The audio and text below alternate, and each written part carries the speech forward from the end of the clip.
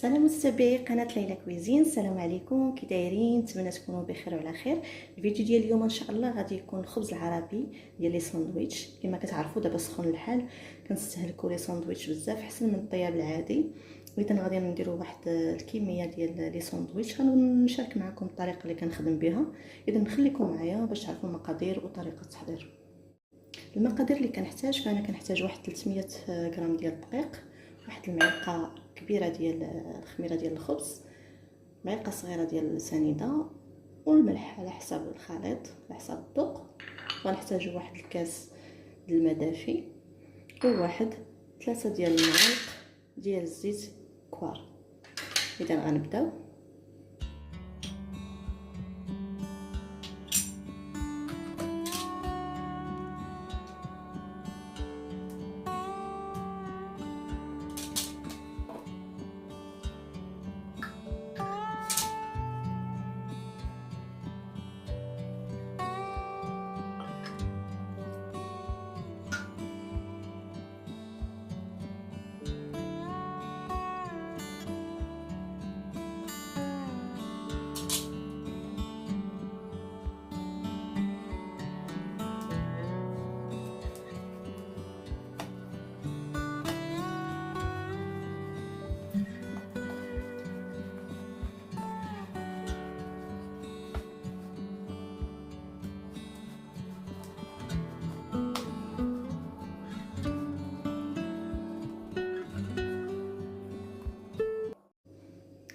كما كتشوفوا فانا بعد ما عجقته مزيان غادي نردو للبول وغادي نغطيه بالسلوفان ونخليه يخمر ان شاء الله، ونعاود نرجع معكم باش نكملوا الوصفه ان شاء الله. العجين ديالنا خمر، غندوزو دابا نطلقوه.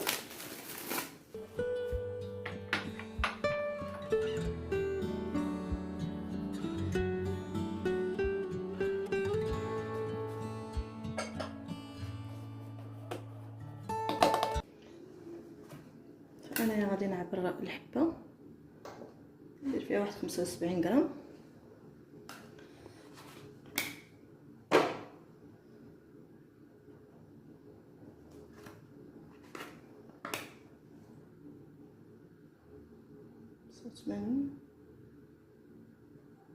صافي 85 مزيانه، باش نقصناها شويه.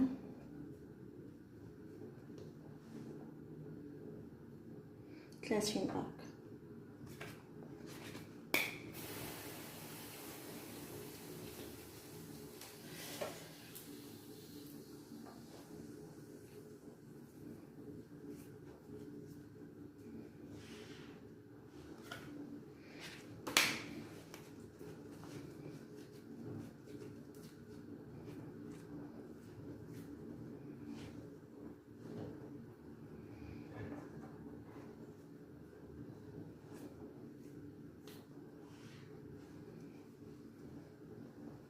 اذا دابا غندوزو نطيبو الساندويتش ديالنا. انا بمجرد ما كورت العجين ديالي فانا نيشان كنطلقو، ما تنخليهش يعاود يخمر.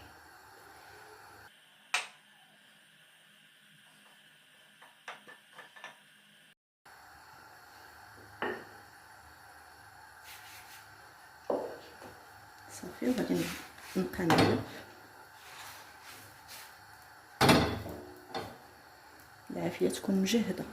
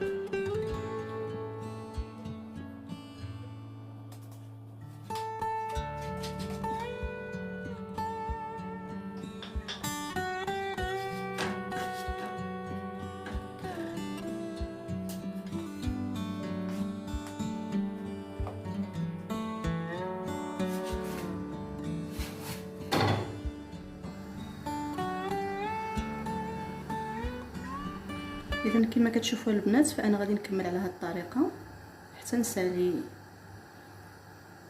الخبز اللي عندي. هانتوما شوفوا كي كيتنفخ.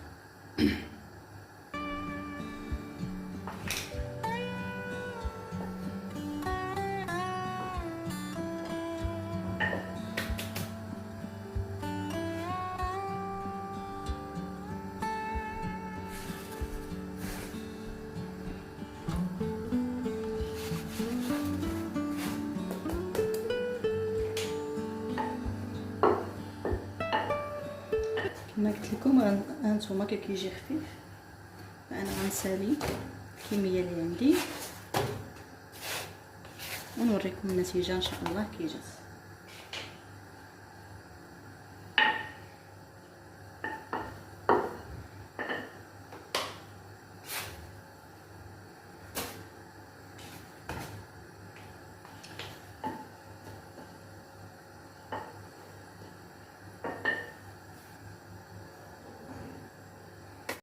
اذا البنات كان هذا هو الفيديو ديال الخبز ديال الخبز العربي ديال لي ساندويتش كيجي خفيف. هانتوما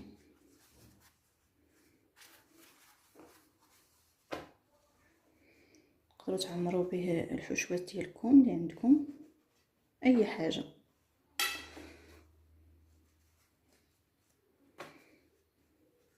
هانتوما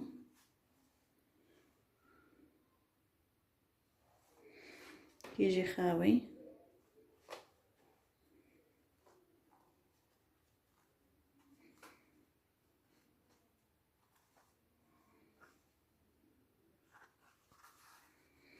اذا البنات كان هذا هو الفيديو ديالنا ديال اليوم.